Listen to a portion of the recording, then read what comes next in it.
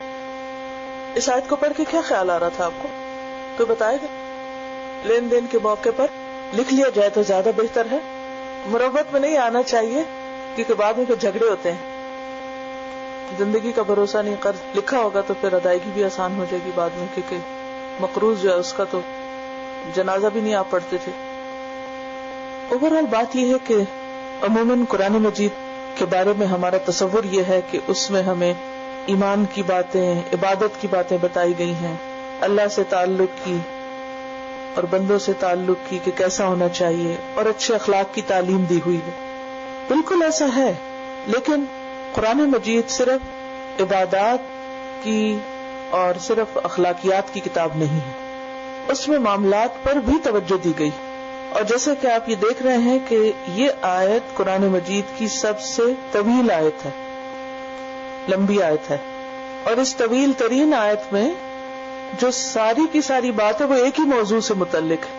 اور وہ موضوع کیا ہے کہ تمہارے آپس میں لین دین اور خصوصاً مالی معاملات کیسے ہونے چاہیے, کیونکہ مال سے انسان کو بڑی محبت ہوتی. بعض اوقات انسان مال کی وجہ سے اپنے رشتہ داروں, اپنے دوستوں اور اپنے خون کے رشتوں کا بھی احترام بھول جاتا ہے, اخلاق کی ساری حدیں پار کر جاتا ہے, عبادات بھی مشکل میں پڑ جاتی, یعنی عبادات کا بھی لطف ختم ہو جاتا ہے جب لوگ مالی معاملات میں عدل و انصاف سے کام نہیں لیتے, یا اپنے مالی معاملات یا یہ لین دین جو ہے وہ اسلام کے بتائے ہوئے اصولوں اور طریقوں کے مطابق نہیں کرتے. تو صرف نماز خشوع و خضوع سے پڑھنا یا کسی سے اچھے اخلاق سے پیش آنا ہی دین نہیں, یہ بھی دین ہے. آپ مالی معاملات میں بہت فیئر ہوں, عدل و انصاف سے کام لیں, کسی پر ظلم و زیادتی نہ کریں, کیونکہ کل قیامت کے دن اس کے بارے میں پوچھ ہوگی, حساب ہوگا اور جواب دینا ہوگا, پکڑ ہوگی. شہید کے سارے گناہ معاف ہو جاتے ہیں, اس کے خون کا پہلا قطرہ زمین پر گرتے ہو, لیکن قرض کا گناہ اس سے بھی معاف نہیں ہوتا. جب تک اس کے وارث اس کا قرضہ نہ دے دے وہ معلق رہتا, وہ اپنے اس اجر و ثواب کو نہیں پہنچتا جس کا اس سے وعدہ کیا گیا ہے. نبی صلی اللہ علیہ وسلم کے سامنے جب کوئی جنازہ لایا جاتا تو آپ پوچھتے کہ اس کے اوپر کوئی قرض تو نہیں, اور اگر تسلی ہو جاتی کہ قرض نہیں تو پھر آپ جنازہ پڑھاتے, ورنہ کیا فرماتے کہ پہلے اس کا قرض ادا کیا جائے. سورۃ النساء میں اللہ سبحانہ وتعالیٰ نے جہاں وراثت کے بارے میں تفصیلی احکامات دیے ہیں, وہاں بھی بار بار یہ تاکید کی گئی ہے کہ وراثت کی تقسیم کب ہوگی, جب وصیت اور قرض ادا ہو چکے ہوں گے. من بعد وصیت توصون بہا او دین, وصیت پوری کرنے کے بعد یا پھر قرض کی ادائیگی کے بعد, اور قرض کی ادائیگی کے بعد اگر کوئی ہو تو. اس معاملے کو معمولی نہیں سمجھنا چاہیے, اس پر ہمارے دین اور ہماری آخرت کا انحصار ہے. تو آئیے اب ہم دیکھتے ہیں کہ ان آیات میں اللہ تعالیٰ ہمیں کیا تعلیمات دے رہے ہیں. ہم میں سے ہر شخص زندگی گزارنے کے لیے کسی نہ کسی درجے پر خرید و فروخت, لین دین ضرور کرتا ہے. بعض اوقات وہ وقتی سودا ہوتا ہے, فوری معاملہ ہوتا ہے, نقد معاملہ جس کو کہتے ہیں.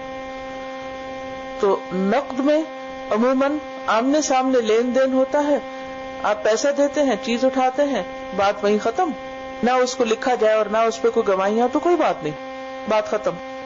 لیکن اگر نقد کی بجائے کسی بھی چیز میں ادھار پر معاملہ ہو تو پھر اس کو لکھنا ضروری ہے, اور خصوصی طور پر اگر کوئی بڑا سودا طے پا رہا ہو اور ایک لمبی مدت بھی اس میں انوالوڈ ہو, تو ایسی صورت میں پھر زبانی کلامی باتوں پر نہیں رہنا چاہیے.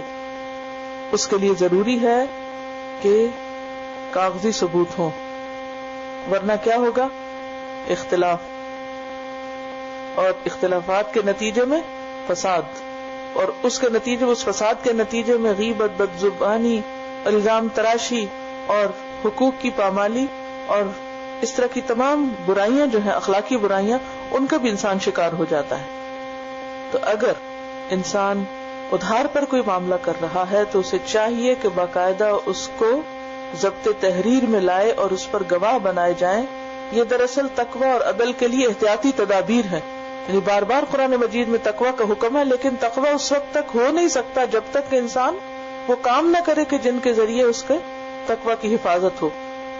تو آئیے اس کی الفاظ کے ساتھ ساتھ وضاحت دیکھتے ہیں. یا ایھا الذین آمنوا، اے لوگو جو ایمان لائے ہو، سب ایمان والوں کو خطاب ہے. اذا تداینتم بدین، جب تم باہم قرض کا لین دین کرو. اب یہاں قرض سے مراد صرف مالی قرض نہیں، بلکہ کسی بھی چیز کی قیمت مراد ہے. جو سودا انسان کرے اس کی جو قیمت ہے، یعنی کسی بھی سودے کو کرتے وقت اس کی قیمت اگر فوری طور پر نہیں دی جا رہی اور بعد میں دیے جانے کی بات ہو رہی ہے تو حکم دیا جا رہا ہے کہ پھر اس کو لکھو. اس کی مثال کیسے؟ جیسے آپ کوئی گھر خریدتے تو عموماً گھر کیش پیمنٹ میں نہیں خریدے جاتے، اور اگر کیش پیمنٹ بھی ہو تو فوری طور پر ایک دن میں نہیں دے دی جاتی. عام طور پر طریقہ کیا ہوتا ہے کہ پہلے بیانہ دیا جاتا ہے، پھر اس کے ساتھ لکھا جاتا ہے کہ پہلی قسط مثلاً 1 سال کے عرصے میں اگر ادائیگی ہے تو پہلی قسط 4 ماہ کے بعد ہوگی، دوسری اتنے، تیسری اتنے اور آخری اتنے. تو یہ ساری تفصیل لکھی جانی چاہیے کہ کل قیمت کتنی ہے اور مکمل ادائیگی کب تک ہوگی اور کتنی قسطوں میں ہوگی، کس شکل میں ہوگی، کرنسی ہوگی، کیش ہوگا یا کسی اور ذریعے سے دیا جائے گا. تو یہ ساری تفصیلات پھر لکھنی چاہیے. تو یہاں قرض سے مراد صرف یہ نہیں کہ کسی کو کوئی ضرورت پڑی، اس نے کہا کہ جی مجھے پیسے دے دو، تو آپ اس کو کہتے ہیں اچھا یہ لے لو اور ہم لکھوا لیتے ہیں کہ اتنے میں نے تم کو دیے. یہ صورت بھی ہے، لیکن اس کے علاوہ اور کون سی صورتیں اس میں آ جاتی ہیں؟ لین دین کی باقی تمام شکلیں بھی، جس میں خرید و فروخت، جائیداد کی خرید و فروخت، کسی بزنس کی خرید و فروخت، اسی طرح کسی کام کی اجرت. جیسے موسیٰ علیہ السلام نے مدین میں نوکری کی تھی تو اس وقت جن کے ہاں وہ کام کرنے جا رہے تھے ان کے ساتھ باقاعدہ ایک کانٹریکٹ ہوا تھا. تو مثلاً آپ کہیں جاب کرتے ہیں تو آپ کو کوئی پیپر ملتا ہے کہ آپ اتنے گھنٹے کام کریں گے اور اس پر اتنی آپ کو پیمنٹ ہوگی، کیونکہ آپ کام کرتے ہی آپ کو پیمنٹ نہیں ہو جاتی، آپ کی پیمنٹ ادھار ہوتی ہے یا نہیں؟ ادھار ہوتی ہے نا، بعد میں ملتی ہے جب آپ کام کر چکتے ہیں. مثلا آپ نے پورا 1 ہفتہ کام کیا یا 1 مہینہ کام کیا تو وہ مہینے بھر کے آپ کے پیسے کس کے پاس ہیں؟ امپلائر کے پاس ہیں. وہ سارے اس کے ذمے کیا ہو رہے ہیں؟ قرض ہیں. تو وہ آپ کے پیپر میں لکھا ہوگا کہ جی اتنے دن کے بعد آپ کو ویکلی یا منتھلی پیمنٹ کی جائے گی. تو اس کو بھی کیا کرنا چاہیے؟ لکھا ہوا ہونا چاہیے. پھر اسی طرح مہر، کبھی سنا ہے مؤجل؟ معجل کیا ہوتا ہے؟ نقد.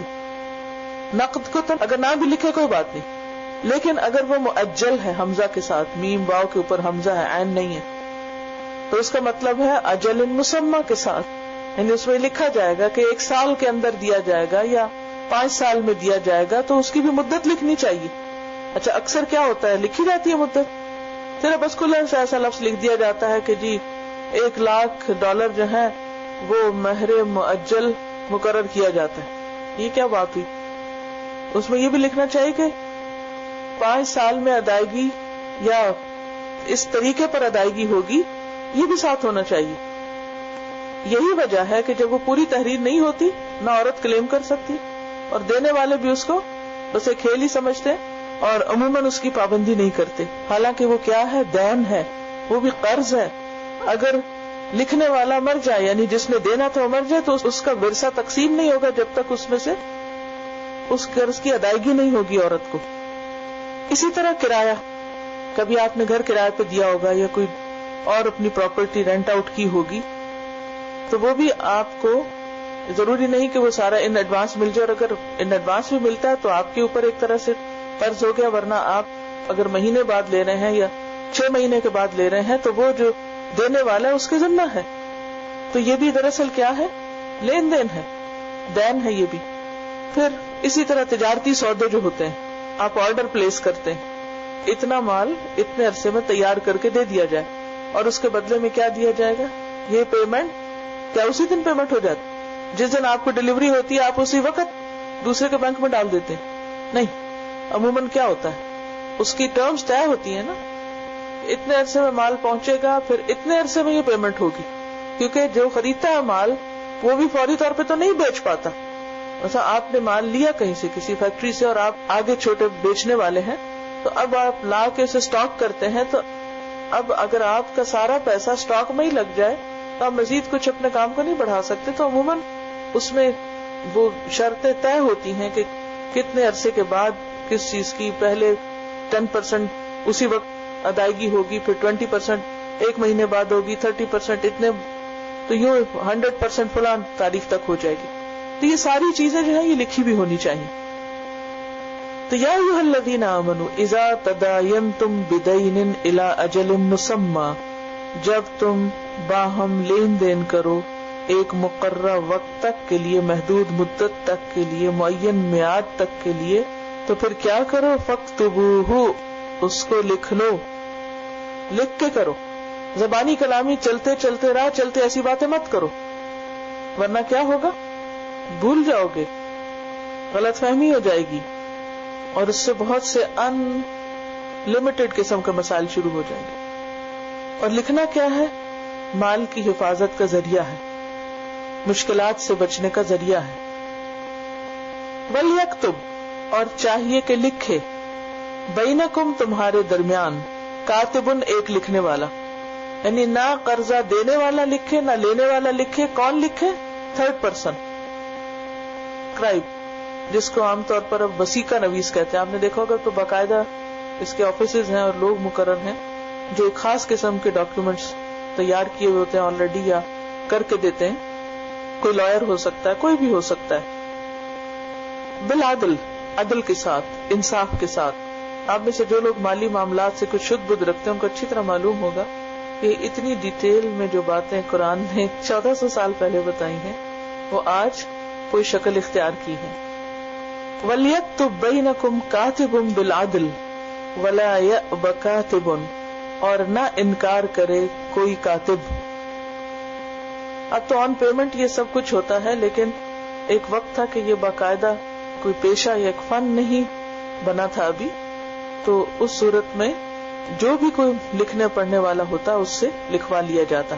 تو اس کو اب سمجھایا جا رہا ہے کہ جب تمہیں کوئی لکھنے کے لیے کہے تو لکھنے سے انکار مت کرو. ایکتبا، کہ وہ لکھے. کیوں؟ کما علمہ اللہ، جیسا کہ اللہ نے اس کو سکھایا ہے.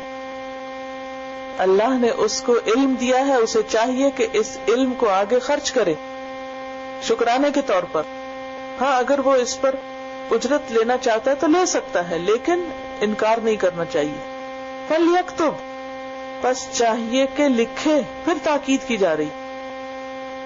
اب آپ دیکھیے کہ آیت کے اتنے حصے میں کتنی دفعہ کتبہ کا فعل آیا، کافتابہ، فاکتبوہ، ولیکتب، کاتب، کاتب، یکتب، فلیکتب، کتنی دفعہ؟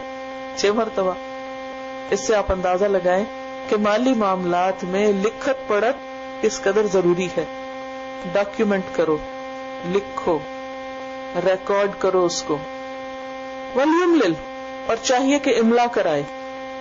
الذی، وہ جو، علیہ الحق، جس پر حق ہے. چاہیے کہ وہ شخص لکھوائے جس کے ذمہ حق ہے، یعنی مقروض، مدیون. ولیتق اللہ، اور چاہیے کہ ڈرے اللہ سے، ربہ، جو اس کا رب ہے. ولا یبخس منہ شیئا، اور اس میں سے کچھ بھی کمی نہ کرے. ٹھیک ٹھیک لکھے، یعنی کسی کی بھی وہ رعایت نہ کرے، اور ذو معنی اور مغالطے والی بات نہ لکھوائے. پوری پوری بات لکھے، نہ ہی قرض دینے والے اور نہ قرض لینے والے کسی کی بھی رعایت نہ کرے. بالکل عدل و انصاف کے ساتھ کاتب لکھے، اور جو املا کرا رہا ہے وہ لکھواتے ہوئے کسی چیز کی کمی نہ کرے. کمی نہ کرنے میں کون کون سی چیزیں آتی ہیں؟ کمیت. کمیت کا کیا مطلب ہے؟ گنتی میں. کیفیت، اس کی کوالٹی، اور نوع، اس کی قسم. وہ جو ٹرانسکرائب کر رہا ہے اس کے اوپر اگر کوئی چیز ایسی ہے جس کی قیمت دی جا رہی ہے یا دی جائے گی، وہ گنی جا سکتی ہے تو اس کو گنا جائے. اور اگر اس کی خاص قسمیں ہیں، مثلا آپ نے دیکھا ہوگا کہ بعض اوقات گندم کی کئی قسمیں ہوتی ہیں، یا اسی طرح کپڑے کی قسمیں ہوتی ہیں، تو یہ چیزیں بھی اس کی ٹھیک ٹھیک لکھی جانی چاہیے. مثلا کیٹیگریز ہوتی ہیں مال کی، کوئی اے کیٹیگری میں سے، کوئی بی میں سے، کوئی سی میں سے ہے تو وہ بھی ساتھ مینشن ہونا چاہیے تاکہ کسی پر بھی زیادتی نہ ہو. فَإِن كَانَ پھر اگر ہو الذی وہ جو علیہ الحق کو جس پر حق ہے، ان قرض لینے والا جس پہ حق ہے، سفیہن بے وقوف ہے، اس کو سمجھ نہیں، عقل نہیں. سفیہ کا مطلب مجنون نہیں ہے یہاں، وہ بھی ہو سکتا ہے لیکن مراد اس سے وہ شخص کے جس کو معاملات کی تہ تک پہنچنا نہیں آتا، کم عقل ہے، ڈیلنگ کرنا نہیں جانتا، لین دین آتا ہی نہیں اس کو. او ضعیفن یا کمزور ہے جسمانی اعتبار سے یا ذہنی اعتبار سے، یا اس کو پوری طرح بات سمجھ نہیں آتی کہ اس کے اوپر کیا ذمہ آ رہا ہے. او لا یستطیع ان یمل ہوا یا وہ لکھوانے کی استطاعت ہی نہیں رکھتا. کون نہیں لکھوا سکتا؟ کس کو لکھوانا نہیں آتا؟ گونگا جو بول نہیں سکتا وہی نہیں بلوا سکے گا نا. یعنی یہاں کیا کہا جا رہا ہے، اگر آپ غور کریں مجھے لگتا ہے آپ لکھنے میں زیادہ مصروف ہیں. دوبارہ سے یہاں سے دیکھیے، وَلْيُمْلِلْ چاہیے کہ املا کرائے. پہلے تو کہا نا لکھے، عدل کے ساتھ لکھے، اور اس کی وضاحت میں نے آپ کو کر دی کہ ذو معنی بات نہ ہو، کوئی مغالطے والی بات نہ ہو، کسی کی رعایت نہ ہو، نہ قرض لینے والے کی نہ دینے والے کی. پھر اس کے بعد یہ کہا جا رہا ہے کہ چاہیے کہ وہ لکھوائے جس پر حق ہے، یعنی قرض لینے والا جس کو ادائیگی کرنی ہے وہ لکھوائے، اور چاہیے کہ اللہ سے ڈرے جو اس کا رب ہے. اب آپ دیکھیے کہ باقی ساری چیزوں میں سے اس دین کے اعتبار سے جب کوئی یہ عمل کرے گا تو اس میں صرف ظاہری پرفیکشن نہیں دیکھی جائے گی بلکہ خدا کا خوف بھی شامل کیا جائے گا. خدا کا خوف بھی ایسی چیز ہے جس کی وجہ سے لوگ ہیرا پھیری سے باز آ سکتے ہیں، ورنہ تو ان سارے معاملات میں اگر آپ میں سے کوئی اکاؤنٹس کے شعبے سے تعلق رکھتا تو اسے معلوم ہوگا کہ بعض اوقات وہ نمبرز کا ایک کھیل ہوتا ہے ادھر سے ادھر. اس سب چیز کو کنٹرول صرف خدا کا خوف کر سکتا ہے. تو اللہ سے ڈرے جو اس کا رب ہے. وَلَا يَبْخَسْ مِنْهُ شَيْئًا اور اس میں سے کسی بھی چیز میں کمی نہ کرے، کیونکہ اسے آگے دینا ہوگا تو اس کا انٹرسٹ کس میں ہوگا کہ کم لکھواؤں، یا کوالٹی یا کوانٹٹی میں کہیں نہ کہیں کوئی ایسی چیز مینشن کر دوں کہ جب دینے کا وقت آئے تو فائدہ اٹھاؤں. پھر اگر جو لکھوا رہا ہے، علیہ الحق سے مراد کیا ہے؟ مقروض شخص جس کو اللہ نے حکم دیا کہ تم لکھواؤ تحریر، سفیہن بے وقوف ہے، سمجھ ہی نہیں کچھ. بعض لوگ ویسے بہت عقل مند ہوتے ہیں لیکن مالی معاملات میں ان کو کوئی سمجھ نہیں ہوتی، ہوتے ایسے لوگ. او ضعیفن یا کمزور کسی بھی اعتبار سے. او لا یستطیع ان یمل ہوا یا وہ لکھوا نہیں سکتے. تو تین صورتیں ہو گئی نا. کون کون سی؟ بے وقوف، کمزور، لکھوانے کے قابل نہیں، یعنی بول نہیں سکتا، یا یہ ہے کہ اس کو اس ملک کی زبان نہیں آتی. مثلا ایسی جگہ ہے کہ جو کاتب لکھنے والا ہے وہ تو لکھنے کو تیار ہے مگر اس کو لکھوانا نہیں آتا. کیوں؟ زبان نہیں جانتا. اچھا مثلا آپ لوگ ویسے تو انگریزی بول کے اپنا کام چلا لیتے ہیں اگر کسی دکاندار سے جا کے کچھ خریدنا چاہیے، لیکن اگر آپ کو ایک باقاعدہ ڈاکیومنٹ لکھوانا پڑے تو اس کی جو زبان ہوتی ہے ہر ایک کو نہیں آتی. یا آتی؟ نہیں آتی نا، وہ ایک قانونی زبان ہوتی. تو پھر اللہ تعالیٰ نے پہلے سے واضح کر دیا کہ یہ ہر ایک کی بس کی بات نہیں. بعض اوقات لینے والا لکھوانے کے قابل ہی نہیں ہے. لا یستطیع ان یمل ہوا، وہ خود نہیں لکھوا سکتا، تو پھر کیا کرے؟ فلیملل ولیہ بالعدل، تو چاہیے کہ اس کا گارڈین عدل کے ساتھ لکھو. اب یہ گارڈین کون ہے؟ یہ گارڈین اس کا رشتہ دار بھی ہو سکتا ہے، اس کے ماں باپ میں سے، بہن بھائی میں سے بھی کوئی ہو سکتا ہے، اس کی اپنی فیملی کا کوئی شخص ہو سکتا ہے، یا کوئی وکیل لائر ہائر کرے گا، یا پھر کوئی ایسا شخص جو اس کا سرپرست ہو، جو اس کو مدد دے سکے. لیکن وہ بھی کیا کرے گا؟ بالعدل، عدل سے کام لے گا. اگر آپ دیکھیں کہ بار بار یہاں عدل کی بات ہو رہی ہے، تقوی کی بات ہو رہی ہے، اور اس کے ساتھ کس چیز کی؟ کہ کمی نہ کرنا اور ٹھیک ٹھیک بات لکھنا، یعنی کسی بھی قسم کی کوئی کمی بیشی نہ ہو، کسی پر بھی زیادتی نہ ہو. وَاسْتَشْهِدُوا شَهِيدَيْنِ مِن رِجَالِكُمْ اور کیا کرو؟ گواہ مانگ لو، گواہ طلب کر لو. برنگ وٹنسز، کتنے؟ شہیدین، 2 گواہ. من رجالکم، تمہارے مردوں میں سے، یعنی بالغ ہو اور مسلم ہو. یہ شرط ہے. گواہوں کی 2 خصوصیات کیا ہیں؟ مرد، بالغ اور مسلم. رجالکم ہے. اور بالغ کی بات کہاں سے پتہ چل رہی؟ رجال کی وجہ سے. رجل، رجل جو ہے نا وہ بالغ مرد کو کہتے ہیں. فَإِلَّمْ پھر اگر نہ، یکونا وہ دونوں ہو، رجلین 2 مرد، 2 مرد نہ ملے تو پھر کیا کرو؟ فرجل تو 1 مرد، وامرأتان اور 2 عورتیں. ممن ان میں سے جو، اور عورتیں بھی بالغ ہوں، ٹھیک ہے، کیونکہ امرأتن کا لفظ ہے نا بالغ عورت کے لیے آتا ہے. وامرأتان ممن تردون ان میں سے جو تم پسند کرو، رضی یردا پسند کرنا، من الشہداء گواہوں میں سے، یعنی جو ثقہ ہوں عادل ہوں جن کے دین ایمان پہ تم راضی. اس سے مراد کوئی پرسنل لائکنگ ڈس لائکنگ نہیں ہے، اس سے مراد ایک جنرل ٹرسٹ کی بات ہے. یعنی یہ ہو سکتا ہے کہ ایک شخص ذاتی طور پر تمہیں اس سے بہت چڑ ہے لیکن کام میں وہ بہت اچھا ہے، یا عمومی طور پر اس کی گڈ ول اچھی ہے، کام کا ماہر ہے. تو پھر یہاں پسند یا راضی ہونے سے مراد پرسنل لائکنگ ڈس لائکنگ نہیں. ہو سکتا ہے کہ پرسنلی تم کسی کو بہت پسند کرو مگر وہ یہ کام کرنے کے قابل ہی نہ ہو. تو یہاں تم راضی ہو سے مراد کیا ہے؟ یعنی جس پر تمہیں تسلی ہو، کر لے گا یہ، اس سے کام کراؤ. یہ وجہ ہے کہ ہم دیکھتے ہیں کہ خلفاء راشدین کے دور سے آگے تمام اسلامی حکومتوں میں بعض اوقات ایسے عہدوں پر نان مسلم بھی رہے، یعنی کہ جس میں اسکرائب کے طور پر یا منشی یا کاتب کے طور پر. لیکن یعنی منشی کاتب کا یہاں یہ نہیں مینشن کیا گیا کہ وہ ضرور مسلمان ہو، لیکن شہید گواہ ہے اس کے لیے کہا گیا کہ من رجالکم ہو. اور یہاں جو ممن تردون من الشہداء سے مراد یہ کہ ٹرسٹ وردی ہو اور اس کام کے قابل ہو، کیونکہ یہ سارا کام ہوش مندی کا کام ہے، مالی لین دین. اور پھر اسی وجہ سے صرف ایک مرد نہیں 2 مردوں کی بات کی گئی، اور اگر 2 مرد نہ ہو تو 1 مرد اور 2 عورتوں کی بات کی گئی. اس پر کچھ لوگوں کو اعتراض ہے. اس پر میں نے ایک لیکچر دیا تھا، عورت کی گواہی آدھی کیوں، تو اس کو آپ سن سکتے، اس میں کافی ڈیٹیل سے وجوہات بیان کی گئی ہیں. لیکن بنیادی طور پر بات یہ ہے کہ مالی معاملات میں مرد بھی ایک نہیں ہے. کیا ہے؟ 2 مرد. اب کیا 1 مرد ٹرسٹ وردی نہیں؟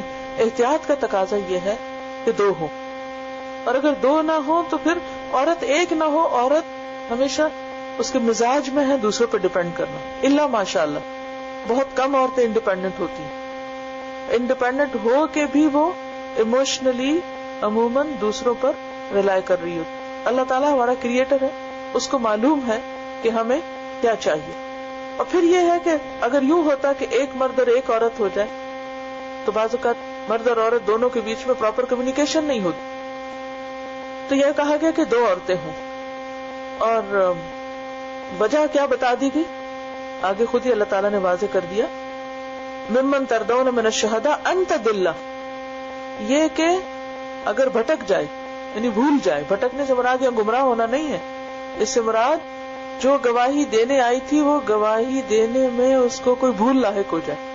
احداہما ان میں سے ایک تو کیا کرے؟ فتذکر احداہما الاخری، یاد کرا دے ایک کو دوسری. یہ نہیں کہا دونوں مل کے کورس میں گواہی دیں گے، گواہی ایک ہی دے گی، دوسری صرف سپورٹ کے لیے ہے، مدد کے لیے. اور اس میں قباحت کیا ہے کہ کوئی آپ کی مدد کے لیے ہو؟ اس میں زیادہ اس بات کا احتمال ہے کہ گواہی بہتر طور پر دی جا سکے گی. بات یہ ہے کہ جس دور میں قرآن مجید نازل ہوا تھا اس وقت تو بہت ابھی ریسرچز نہیں ہوئی تھی کہ عورت اور مرد کے مزاج میں یا فزیکلی یا مینٹلی اس میں دونوں میں کیا فرق ہے. لیکن اب ہم دیکھتے ہیں کہ بہت سی ایسی اسٹڈیز سامنے آئی ہیں جن سے پتہ چلتا ہے کہ عورت اور مرد دونوں میں بایولوجیکل ڈفرینسز ہیں، دونوں ایک چیز نہیں ہے، دونوں میں فرق ہے. اور اگر فرق نہ رکھنا ہوتا تو اللہ تعالیٰ ایک ہی بنا دیتا، دونوں کیا مشکل ہے، ایک ہی ہو جاتے سب، عورتیں بھی مرد ہو جاتے. لیکن عورتوں کا اپنا ایک مقام ہے، اپنی ایک ضرورت ہے، ان کا اپنا ایک رول ہے، اللہ نے ان کو مختلف پیدا کیا ہے.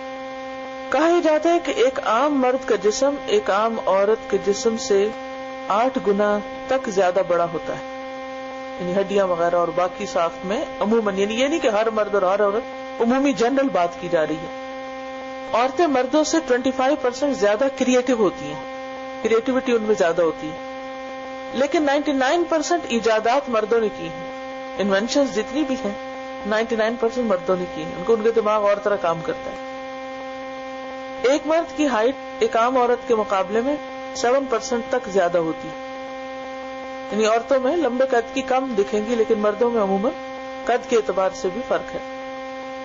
90% لوگ جو جیلوں میں ہیں مرد ہیں، یعنی کرائم ریٹ ان میں زیادہ ہے، ڈفرنٹ ہے عورتوں. 90% بیمار لوگ جو تھراپی کی ٹریٹمنٹ لیتے ہیں وہ عورتیں ہیں، کیونکہ ایموشنلی عموماً ویک ہوتی ہیں. ایک عورت کا دماغ ایک مرد کے دماغ کے مقابلے میں 3 گنا زیادہ بڑا ہوتا ہے.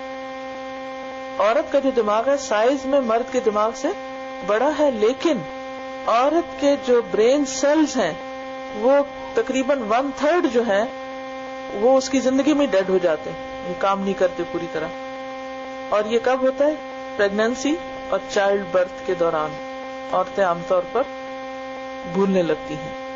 عورتیں مردوں کے بنسبت جسمانی اور ذہنی طور پر جلدی میچور ہوتی ہیں، لیکن اس کے باوجود اپنی مخصوص جسمانی کیفیات سے گزرنے کی وجہ سے ذہنی طور پر ہمیشہ ایک جیسی نہیں رہ پاتی.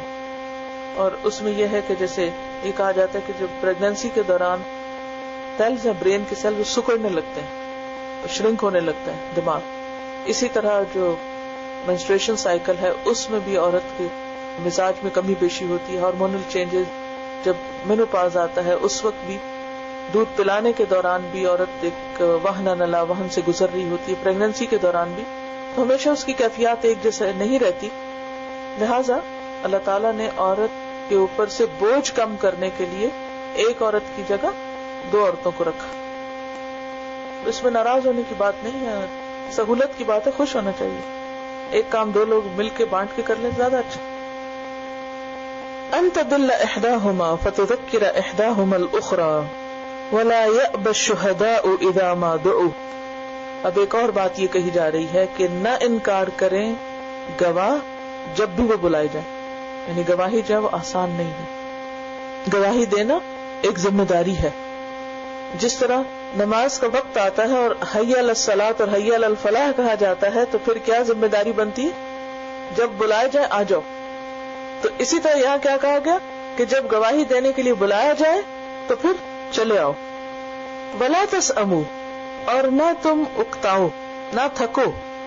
ان تکتبوہ، کہ تم اس کو لکھ لو. کس کو؟ قرض کو. صغیرن، چھوٹا ہو، او کبیرن، یا بڑا ہو. اسی لیے آپ نے دیکھا کہ جب ایسی تحریریں لکھی جاتی ہیں نا تو اس کے آخر میں پھر اونلی کا لفظ لکھا جاتا ہے. 305 پینس اونلی. یعنی یہ نہیں کہ 300 تک ہی لکھو کا 5 کو کیا لکھنا چھوڑ دو، وہ تم زبانی یاد رکھ لینا، 5 دے دینا، چین میں سے نکال کے دے دینا، لکھتے نہیں، وہ بھی لکھو. صغیرن او کبیرن، بڑی اماؤنٹ ہے، لارج اماؤنٹ ہے، چھوٹی، سب لکھو. الی اجلہ، اس کے مقرر وقت کے ساتھ. یعنی وقت کی پابندی ضروری ہے، ٹائم پیریڈ بھی لکھو. صرف اماؤنٹ لکھنا کافی نہ ہوگا بلکہ ٹائم پیریڈ بھی لکھا جائے. ذالکم، یہ کیوں کہا جا رہا ہے؟ ویسے تو یہ مشکل کام ہے نا. انسان کہتا ہے اچھا یہ چھوٹی سی بات ہے، تھوڑا سا اس کو کیا لکھنا، چھوڑو پرے، تھک گئے ہیں بس. کہا نہیں، مت تھکو، یہ پورا کر کے اٹھو. کیوں؟ اس لیے کہ اس میں آگے آسانی ہوگی. ذالکم اقسط، یہ بات زیادہ انصاف والی ہے. عند اللہ، اللہ کے ہاں. واقوم، اور زیادہ درست ہے. للشہادت، گواہی کے اعتبار سے. یعنی عدل و انصاف کے تقاضے بہتر طور پر پورے ہوتے ہیں اس کے ذریعے. وادنا، اور قریب تر ہے، مور لائکلی، اللہ ترتابو، کہ تم شک میں نہیں پڑو گے. کیونکہ اگر تم شک میں پڑ گئے تو پھر کیا ہوگا؟ اعتماد ختم ہوگا، پھر آگے فساد تک نوبت پہنچ جائے گی. تو شک والی چیز سے بچنے کو کہا گیا ہے. نہ صرف یہ کہ مالی معاملات میں بلکہ تمام معاملات میں ہمیں کیا سکھایا گیا؟ ایک حدیث میں آتا ہے دع ما یریبک الی ما لا یریبک، اس چیز کو چھوڑ دو جو تم کو شک میں ڈالے اور اسے اختیار کر لو جس میں شک نہیں. شک والی چیز ہاتھ مت ڈالو. کیوں؟ بے چینی ہوگی، پھر کیا ہوگا؟ لین دین سے مطمئن ہو، پھر ہر وقت شیطان کی وسوسہ ڈالے گا اس نے تم پہ زیادتی کر. یعنی دونوں ایک دوسرے کے بارے میں کیا سوچتے رہے، اس نے مجھ پہ زیادتی کی، اس سے کیا ہوتا ہے؟ فیلنگ خراب ہوگی، بیڈ فیلنگز آئیں گے. جو بیڈ فیلنگ ہوگی تو پھر اندر ایک لاوا پکنے لگے گا، پھر کسی وقت وہ باہر نکلے گا، پھر وہ دوسرے کو جا کے جلائے گا، پھر وہ جواباً ہٹ بیک کرے گا، اور پھر چھوٹی سی بات ایک بہت بڑا معاملہ بن جائے گا. شک سے پاک معاملے کرو، کرسٹل کلیئر، واضح، صاف ستھرے. کیوں؟ اس لیے کہ اللہ تعالیٰ کو ہمارا امن اور چین مطلوب ہے، کہ ہم دنیا میں بھی چین سے رہیں، ایک دوسرے پر اعتماد کرتے ہوئے رہیں، شک اور بدگمانی کی کیفیت میں نہ رہیں. کیونکہ شک ہر تعلق کو خون کی طرح چاٹ جاتا ہے، چاہے وہ شک میاں بیوی کے بیچ میں ہو، چاہے وہ بد اعتمادی دو دوستوں کے بیچ میں ہو، چاہے ماں اور بچے کے درمیان ہو یا نہیں. یہ جملہ بہت قیمتی جملہ ہے.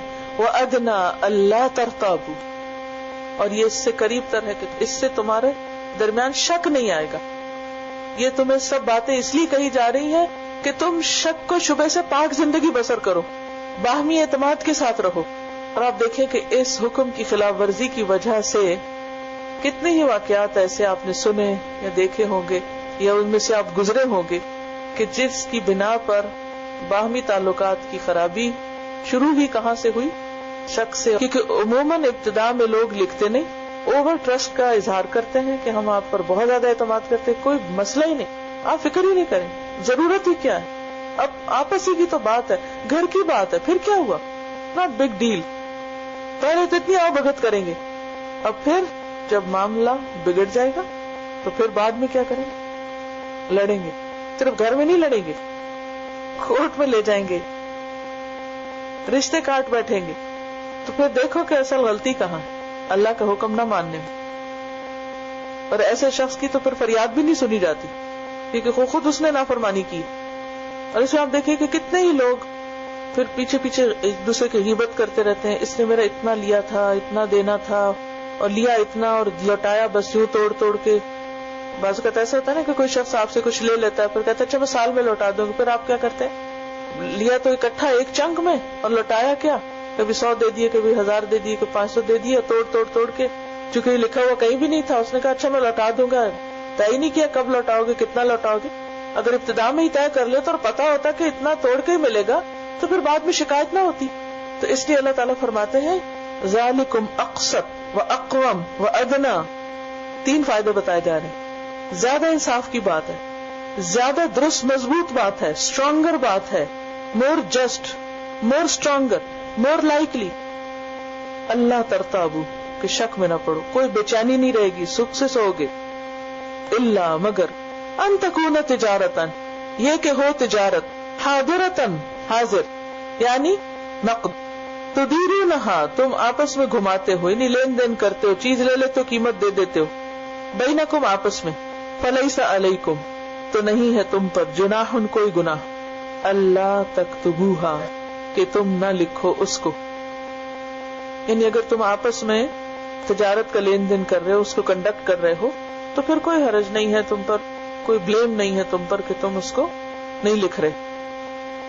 وَأَشْهِدُوا اور گواہ بنا لو، اذا تبایعتم جب تم تجارتی سودا کرو، یعنی اہم معاملہ کرو تو پھر لکھنا بہتر ہے. وقتی نقد سودا کر رہے ہو تو کوئی بات نہیں. یہ تبایع جو ہے نا، اس میں اہم خرید و فروخت ہے. ولا یضار اور نہ نقصان دے، ضرارا سے ضرر پہنچانا، نقصان دینا. کاتب لکھنے والے کو، نہ نقصان دیا جائے لکھنے والوں کو. ولا یضار کاتب اور نہ نقصان دیا جائے لکھنے والے کو، کاتب کو.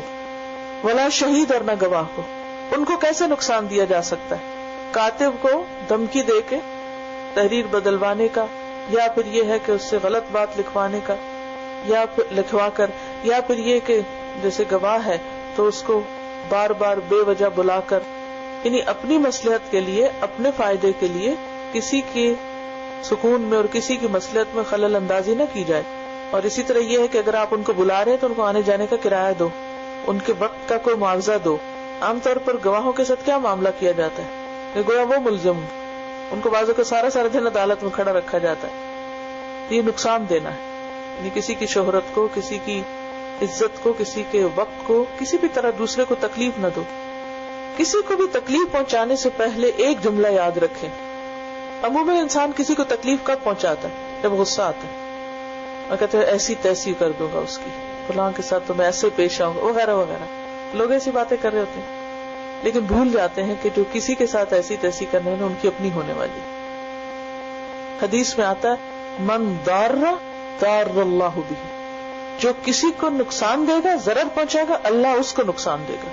کہاں بھاگ کے جاؤ گے کسی کو دکھ دے کے، کسی کو نقصان دے کے، کسی پہ ظلم کر کے، زیادتی کر کے، کسی کا حق مار کر، کسی کو ستا کر، بھاگو گے کہاں؟ پوری طرح اللہ کے قبضے میں. تو یہ سوچو بھی نہیں. اگر کوئی شخص تمہاری مدد کر رہا ہے, تمہاری خدمت کر رہا ہے, تمہارے کام آ رہا ہے, تو اس سے ناجائز فائدہ مت اٹھاؤ, اسے ایکسپلائٹ مت کرو. اور یہ اس معاملے میں بھی اور زندگی کا عام اصول بھی. حدیث میں آتا ہے لا ضرر ولا ضرار, نہ نقصان اٹھاؤ نہ کسی کو نقصان دو. مومن جو ہوتا ہے اس کے ہاتھ زبان سے کسی کو دکھ نہیں پہنچتا, وہ کسی کے نقصان کا نہیں سوچتا, کسی کو دھوکہ نہیں دیتا, کسی کے ساتھ غداری اور فریب نہیں کرتا, کسی کا برا نہیں چاہتا, کسی کے ساتھ ظلم نہیں کرتا, کسی کو اس کے حق سے محروم نہیں کرتا. لیکن شیطان جو ہمارا کھلا دشمن ہے وہ عموماً ایسے کام کرواتا ہے کہ جس کے ذریعے دوسرے کا حق لے لیا جائے, مار دیا جائے. تو یہاں یہ کہا جا رہا ہے کہ ولا یضار کاتب ولا شہید, نہ کسی کاتب کو نقصان دو اور نہ کسی گواہ کو نقصان دو. وَإِن تَفْعَلُوا, اور اگر تم کرو گے, اگر تم نے ایسا کیا, فَإِنَّهُ فُسُوقٌ بِكُمْ, تو یہ تمہارا گناہ لکھا جائے گا. یعنی یہ لکھ لیا جائے گا کہ تم اللہ کی اطاعت سے باہر آ گئے. فسق کیا ہوتا ہے؟ کھجور کا یا کسی بھی چیز پھل کا اپنے کوشے کو یا چھلکے کو توڑ کے باہر آ جانا, آؤٹ آف لائن جسے کہتے ہیں, باؤنڈریز کراس کر جانا. اللہ کی اطاعت کی حد سے باہر مت نکلو. بعض کھیل ایسے ہوتا ہے نا جس میں اگر کھلاڑی لائن سے باہر آ جائے پھر کیا ہوتا ہے؟ Foul, out. اسی طرح اللہ کے حکم کی تعمیل میں حدوں کے اندر رہو, باہر نہ نکلنا, ورنہ نافرمان لکھ لیے جاؤ گے. حدوں کے اندر رہنا, اللہ کی اطاعت کرتا ہے ورنہ تو اس کے اندر رہتا ہے, محفوظ رہتا ہے, اللہ کی حفاظت میں رہتا ہے. اور جب حدیں توڑتا ہے تو پھر کیا ہے؟ باؤنڈری سے باہر. اور جو باہر نکلے وہ گرے گا, اور جو گرے گا وہ ہلاکت میں چلا جائے گا. تو باہر نہیں نکلنا. اگر تم نے ایسا کیا, اور یہ کب ہے کہ اگر تم نے نقصان دیا اس کو جو تمہاری مدد کر رہا ہے, جو تمہارا محسن ہے, تمہارے لیے مخلص ہے, تم اسی کے لیے جڑیں کاٹ رہے ہو, اگر ایسا کرو گے تمہیں خود نقصان پہنچے گا. معاملہ اس بندے سے نہیں ہے, اللہ سے ہے. سوچ سمجھ کے فیصلہ کرنا. تو پھر کہاں جاتے ہیں وہ لوگ جو اپنے محسنوں کے ساتھ اور اپنے مخلص دوستوں کے ساتھ دھوکہ اور فریب کرتے ہیں اور ان کو نقصان دیتے ہیں. ولا یضار کاتب ولا شہید وان تفعلوا, اور اگر تم کرو گے ایسا, فانه فسوق بكم, تو یہ تمہارا فسق یا نافرمانی لکھی جائے گی. واتقوا اللہ, اور ڈرو اللہ سے, کیونکہ اللہ کا ڈر ہی ایسی چیز ہے جو انسان کو سیدھا رکھتا ہے. جب انسان کسی کو تکلیف دینے لگتا ہے تو فوراً اسے یاد آ جاتا ہے کہ اوہ اللہ دیکھ رہا ہے, مجھے ایسا نہیں کرنا. وَيُعَلِّمُكُمُ اللَّهُ, اور سکھاتا ہے تم کو اللہ, یا سکھائے گا تم کو اللہ. کیا چیز سکھائے گا؟ ہر چیز سکھاتا ہے. علم القرآن, قرآن اس نے سکھایا. رسول اللہ صلی اللہ علیہ وسلم کو بھیجا. یعلمہم الکتاب والحکمہ, کتاب اور حکمت کی تعلیم دی. اسی طرح دنیا کے جو فائدے کی چیزیں ہیں, ہمارے مصلحت کی چیزیں ہیں, ان کو بھی اس نے سکھایا ہم کو. کپڑا بننا کس نے سکھایا؟ کس نے دل میں ڈالا انسان کے. اور اسی طرح باقی تمام کام, کاروبار اور جتنی بھی ترقیاں اور تعمیر ہو رہی ہے, یہ سب کس کی طرف سے ہے؟ بنیادی طور پر اللہ نے انسان کے اندر یہ عقل رکھی ہے, اور پھر اس کی وجہ سے وہ سارے تصرفات کر رہا ہے. لیکن جب انسان اللہ سے ڈرتا ہے تو تبھی دین کی حقیقی سمجھ آتی ہے, ورنہ کتابیں پڑھ لینے سے دین کی سمجھ نہیں آتی, اور انسان بعمل نہیں بن سکتا جب تک انسان کے اندر کیا نہ ہو, خدا کا خوف نہ ہو. خدا کا خوف وہ چیز ہے جو علم کو عمل میں کنورٹ کر دیتا ہے, اور پھر جہاں علم کی کمی بھی ہو وہ اس سے پوری ہو جاتی ہے. مثلا ایک شخص کو نہیں پتا کہ اس نے قرآن نہیں پڑھا, اور اسے یہ نہیں پتا کہ کسی کو تکلیف نہیں دینی چاہیے, لیکن کیا اللہ نے اس کو عقل نہیں دی؟ اور عقل اس کو نہیں بتاتی کہ نہیں دینی چاہیے؟ بتاتی ہے نا عقل. لیکن یہ عقل کب کام کرتی ہے؟ جب اللہ کا ڈر ہوتا ہے. اس لیے علم جتنا بھی ہو, جب تک خدا کا خوف نہ ہو وہ عمل میں نہیں آتا. واتقوا اللہ ویعلمکم اللہ, اور پھر دنیا میں جتنا بھی علم ہے, دین کا خاص طور پر اور دنیاوی بھی, اس کا اصل سورس اللہ کی ذات. کبھی علم پر غرور نہ کریں کہ میں نے اپنی عقل سے کمایا. آپ نے دیکھو کتنی دفعہ یاد چیز بھول جاتی ہے, یہ نہیں بڑے سے بڑا حافظ قرآن ہو, کیا ہوتا ہے؟ بھولتا ہے. وہی آیتیں کئی دفعہ اس نے نماز میں پڑھائی ہوتی ہے اور ٹھیک پڑھائی ہوتی ہے, اور وہی اٹک جاتا ہے. اللہ کی مرضی. اور یہ کیوں ہوتا ہے؟ تاکہ کسی انسان کے اندر یہ غرور نہ آئے کہ میں پرفیکٹ ہو گیا. ہمیشہ بھول چک ہوتی ہے. وَيُعَلِّمُكُمُ اللَّهُ, اور سکھا دے گا تم کو اللہ. وَاللَّهُ بِكُلِّ شَيْءٍ عَلِيمٌ, اور اللہ ہر چیز کو جانتا ہے. تو جو ہر چیز کو جانتا ہے وہی تو سکھا سکتا ہے. کیا کوئی انسان یہ کہہ سکتا ہے میں ہر چیز کو جانتا ہوں؟ کوئی دعویٰ کر سکتا ہے؟ نہیں. تو جس کو ہر چیز نہیں پتا وہ دوسرے کو کیا سکھا سکتا ہے؟ جس کا اپنا نالج لمیٹڈ ہے وہ دوسرے کو سب کچھ تو نہیں دے سکتا. اسی وجہ سے آپ دیکھیں گے کہ بعض لوگ ایک فن میں ماہر ہوتے ہیں لیکن دوسرے میں نہیں ہوتے. مثلا امام احمد بن حنبل بہت بڑے فقیہ تھے. ہو سکتا ہے کہ کوئی شخص تجوید میں امام احمد سے بہتر ہو سکتا ہے. تو اس کا یہ مطلب ہے کہ وہ اس تجوید کی وجہ سے امام احمد سے بڑا ہو گیا. کوئی شخص ہو سکتا ہے کہ حافظے میں بہت اچھا ہو. اس بنا پر اگر اس نے کوئی کتاب رٹ رکھی ہے جو امام ابو حنیفہ نے نہیں رٹی ہوئی تھی تو اس کا مطلب ہے اس کتاب کے رٹنے کی وجہ سے امام ابو حنیفہ سے بڑا ہو گیا. ایسا تو نہیں ہوتا. ایسے ہوتا ہے نا کہ پارشلی لوگ کسی نہ کسی فن میں دوسرے سے بہتر ہوتے, سب ایکول نہیں ہوتے. لیکن اس کا یہ مطلب نہیں ہوتا کہ کسی ایک چیز میں بہتر ہونے کی وجہ سے آپ کسی دوسرے کے مقابلے میں بڑے ہو گئے. ہر علم والے پر ایک علم والا ہے. کوئی ایک چیز میں اچھا تو دوسرا اس سے اچھا ہے کسی اور چیز میں, اور وہ اس پہلی والی میں نہیں اچھا ہوگا. اور تیسرا کوئی اور تو وہ اس سے بھی بہتر ہے کسی اور چیز میں. تو وہ کیا ہے؟ سب ایک دوسرے سے اوپر ہے, ایکول نہیں ہے اور کمپلیٹ ہے. مکمل نالج بھی نہیں ہے کسی کا. مکمل صرف ایک ہستی کا نالج ہے, اللہ کا. ان اللہ لا یخفی علیہ شیء فی الارض ولا فی السماء. اللہ پر آسمان و زمین کی کوئی چیز چھپی ہوئی ہے ہی نہیں. واللہ بکل شیء علیم. آیت الکرسی میں آپ نے پڑھا ولا یحیطون بشیء من علمہ الا بما شاء وسع کرسیہ السماوات والارض. اور انسانوں کا حال کیا ہے؟ اللہ تعالیٰ فرماتے ہیں واللہ اخرجکم من بطون امہاتکم لا تعلمون شیئا. اللہ نے تمہیں تمہارے ماں کے پیٹوں سے اس حال میں نکالا کہ تمہیں کچھ بھی نہیں آتا تھا. ہر انسان کیسے پیدا ہوتا ہے؟ جاہل, مکمل جاہل. پھر آہستہ آہستہ وہ آنکھیں کھولتا ہے اور اس کے کان سننے لگتے ہیں, پھر دیکھنے لگتا ہے, سوچنے سمجھنے کے قابل ہوتا ہے, پھر وہ اس علم کو ریٹین کرتا ہے اپنے اندر, پھر آگے سیکھتا چلا جاتا ہے. اور یہ ساری زندگی سیکھنے کا پروسیس جاری رہتا ہے. پھر سیکھی ہوئی چیزیں بھولتا ہے, پھر ان کو دوبارہ یاد کرتا ہے, پھر پکڑتا ہے, پھر وہ چھوٹتی ہیں, پھر آتی ہیں. آپ کے ساتھ تو نہیں ایسا ہوتا؟ تو بات یہ ہے آیت کے آخر میں کہہ دیا گیا کہ یہ جتنے بھی حکم اس آیت میں دیے گئے ہیں ان کو کھلے دل سے قبول کرو. کیوں؟ کیونکہ اللہ کو ہر چیز کا پتا ہے اور تمہیں نہیں پتا. اور اگر انسان یہ مان لے تو کبھی کوئی عورت یہ اعتراض نہ کرے کہ میری گواہی آدھی کیوں ہے. وَإِن كُنتُمْ عَلَى سَفَرٍ, اور اگر تم سفر پر ہو. اب یہ پہلے والے احکامات تو کس کے لیے تھے؟ جہاں آپ رہتے ہیں اور کام کاروبار وغیرہ کرتے ہیں. لیکن دوسرا یہ کہ آپ بزنس ٹرپ پر ہیں, سفر پر ہیں. اب وہاں ایسے ہی لین دین کی ضرورت پیش آ گئی, آپ کو کچھ قرضہ چاہیے. اب کوئی آپ کے اوپر ٹرسٹ نہیں کرتا, دینے کو تیار نہیں, تو اس کا حل بتایا گیا. یا یہ کہ کوئی لکھنے والا نہیں, گواہ نہیں, تو پھر حل بتایا گیا کیا کرو. وَإِن كُنتُمْ عَلَى سَفَرٍ, اگر تم سفر کی حالت میں ہو. وَلَمْ تَجِدُوا كَاتِبًا, اور تمہیں کاتب نہیں مل رہا, نہ پاؤ تم کسی کاتب کو. تجدو کس سے؟ وجد یجد سے. تو پھر کیا کرو؟ فرحان مقبوضہ, تو گروی رکھنا ہے قبض شدہ. یعنی ریحان جو ہے یہ رہنن کی جمع ہے. رہن کا لفظی معنی ہوتا ہے حبس, کسی چیز کو روک لینا. اور مقبوضہ کس سے ہے؟ قاف با ضاد سے, یعنی قبضہ کی ہوئی.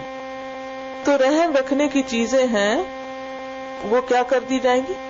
مدیون کی طرف سے صاحب حق کے قبضے میں دے دی جائیں. ٹھیک, یعنی جو قرضہ لے رہا ہے وہ اپنی چیز کس کے پاس چھوڑ دے؟ جس سے لے رہا ہے. یہ مطلب ہے مقبوضہ کا مطلب ہے کہ اس کے سپرد کر دے, اس کی کسٹڈی میں دے دے, اس کے ہاتھ میں دے دے, اس کے پاس ڈپازٹ کر دے. کس کے پاس؟ جس سے وہ قرضہ لے رہا ہے. یعنی پھر لکھنے کی ضرورت نہیں, پھر اس پہ بھی بات بن جائے گی. اور رہن وہ چیز ہوتی ہے جو معاوضے میں شرط کے طور پہ رکھی جاتی ہے کہ اگر تم میرا یہ مال واپس لاؤ گے تو میں تمہاری چیز لوٹا دوں گا. اچھا, 4 چیزیں ہوتی ہیں رہن کے معاملات میں.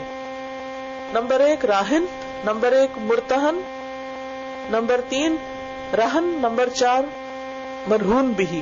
مرہون منت دکھتے نا, مرہون بھی. راہن, راہن رے الف ہے نون, راہن. دوسری ہے مرتہن, تیسرا ہے رہن, چوتھا ہے مرہون بھی. راہن کون ہوتا ہے؟ جو رہن دیتا ہے. مرتہن جو رہن لیتا ہے یعنی اپنے پاس رکھتا ہے. مرہون بھی وہ اماؤنٹ ہوتی ہے جو آپ بدلے میں لیتے ہیں, قرضہ. اور رہن کیا ہوتا ہے؟ وہ چیز جس کے بدلے میں آپ کچھ لے رہے ہوتے ہیں. ٹھیک ہے نا؟ مثلاً مجھے $1 چاہیے کسی سے اور میرے پاس $1 کا قلم ہے، تو میں دے رہی ہوں یہ اپنا پین، کس کو؟ قلم، جس سے مجھے $1 لینا ہے. میں کون ہوں؟ راہن. جو مجھے دے رہا ہے وہ کون ہے؟ مرتہن. یہ قلم کیا ہے؟ رہن. اور اس کے بدلے میں جو $1 مل رہا ہے وہ مرہون بھی ہی. ٹھیک ہے؟ واضح؟ پھر عورتیں کہتی ہیں مالی معاملات میں ہماری گواہی آدھی. روپے پیسے کے معاملات لین دین کے آسان نہیں ہیں، کنفیوز کر دیتے ہیں. چلیے آپ نے کون سا معاملہ کرنا ہے، آگے چلتے ہیں. اگر تم سفر پر ہو اور تم کو کاتب نہیں ملتا تو گروی رکھ لو. فَإِنْ أَمِنَ بَعْضُكُمْ بَعْضًا، پھر اگر اعتماد کرے تم میں سے بعض پر، پھر ویسے ہی لے لو. کیونکہ گروی کب رکھنے کی ضرورت پیش آتی ہے؟ جب ٹرسٹ نہیں ہوتا. وہ سیکیورٹی چاہتا ہے، سیکیورٹی ڈپازٹ چاہتا ہے کہ بھی یہ چیز رکھو گے تو $1 ملے گا. مجھے اعتماد نہیں آپ پر کہ آپ لے کے معلوم نہیں واپس بھی کریں کہ نہ، تو کم از کم $1 کی چیز تو میرے پاس ہو کہ جس سے میں اپنے کمی پوری کر لوں. لیکن اگر ٹرسٹ ہے، فَإِنْ أَمِنَ، أَمِنَ کا کیا مطلب ہوتا ہے؟ أَمِنَ يَأْمَنُ أَمْنٌ وَأَمَانَةٌ، کسی پر اعتبار کرنا. اگر اعتبار ہی ہے تو پھر ضمانت نہ بھی لے تو کوئی بات نہیں. یہ جو چیز دی جاتی ہے نا، یہ پین دیا جاتا ہے، یہ کیا ہوتا ہے؟ ایک طرح سے گارنٹی، ضمانت. تو آپ کے پیسے مل جائیں گے آپ کو واپس، اور اگر نہیں ملتے تو کم از کم اس کے عوض کی چیز تو ہے نا. فَلْيُؤَدِّ الَّذِي، تو چاہیے کہ ادا کر دے، دے دے، یعنی رہن کی ضرورت نہ سمجھے تو پھر دے دے. الَّذِي، وہ جو اؤْتُمِنَ، امین بنایا گیا ہو، امانتہ، اپنی امانت کو، یعنی قرض خواہ کا قرضہ یا جو چیز اس نے دی ہے وہ واپس لوٹا دے. وَلْيَتَّقِ اللَّهَ، اور چاہیے کہ ڈرے اللہ سے، ربہ، جو اس کا رب ہے. یہاں بھی تقویٰ کی بات ہے، کیونکہ اللہ کے ڈر کے بغیر کوئی سیدھا معاملہ نہیں کر سکتا. آج ہمارے معاملات کیوں بگڑے ہوئے ہیں؟ لوگوں کے اندر خدا کا خوف نہیں، انہیں یاد نہیں رہا کہ کتنی سخت پوچھ ہے. وَلَا تَكْتُمُوا الشَّهَادَةَ، اور نہ تم چھپاؤ گواہی کو. کیوں؟ کیونکہ گواہی چھپانا کبیرہ گناہوں میں سے، اور جھوٹی گواہی دینا بھی. وَمَن يَكْتُمْهَا، اور جو اس کو چھپائے گا. کب چھپائے گا؟ جب اسے گواہی دینے کے لیے کہا جائے. فَإِنَّهُ، تو بے شک وہ، آثم قلبہ، اس کا دل گناہگار ہے. یا دل کیوں گناہگار ہے؟ وہ خود کیوں نہیں؟ کیونکہ چھپایا کہاں جاتا ہے؟ دل میں. قرآن پاک میں ویسے بھی آتا ہے نا، ان السمع والبصر والفؤاد کل اولئک کان عنہ مسئولا. ان السمع کان، والبصر اور آنکھیں، والفؤاد اور دل، کل اولئک، ان میں سے ہر ایک، اولئک اسم اشارہ ہے کہ ان سب سے مسئولا، سوال ہوگا. اس کا مطلب یہ کہ آن دا ہول بھی سوال ہوگا، لیکن ان اعضاء سے الگ الگ بھی پوچھا جائے گا، بتاؤ تم کیا کرتے رہے. تو اس کا دل گناہگار ہے، کیونکہ ساری چیزیں دل سے ہی شروع ہوتی ہیں. فَإِنَّهَا لَا تَعْمَى الْأَبْصَارُ وَلَكِنْ تَعْمَى الْقُلُوبُ الَّتِي فِي الصُّدُورِ، آنکھیں اندھی نہیں ہوتی بلکہ وہ دل اندھے ہو جاتے ہیں جو سینوں میں ہیں. تو اس سے کیا پتہ چلتا ہے کہ دل ایک بہت اہم کردار ادا کرتا ہے کس میں؟ معاملات میں. اور ایک صورت ہے نا جس میں آتا ہے کہ جہنم کی آگ کہاں جا پہنچے گی؟ تطلع علی الافئدہ، وہ آگ دلوں تک جا پہنچے گی، کیونکہ دل کی الگ ایک طرح سے پوچھو.